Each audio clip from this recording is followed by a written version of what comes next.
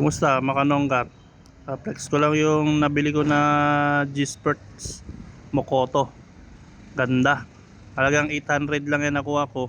I-flex ko pala sa inyo dyan yung kung saan ko nabili. Doon dapat kayo bumili sa live para mas mura at may discount. Di ko alam para saan yung sabitan na yan. Pala yung papalitan natin shock. Tanggal na kasi yung goma niyan eh. Kaya medyo sobrang lambot na siya gamitin. Kailangan palitan.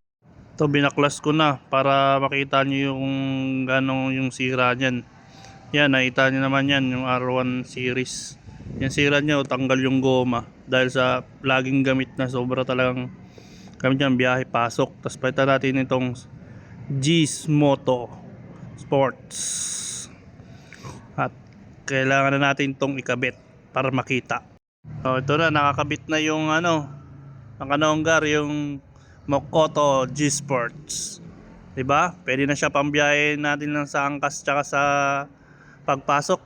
Wala tayong poproblemahin. Sa panonood.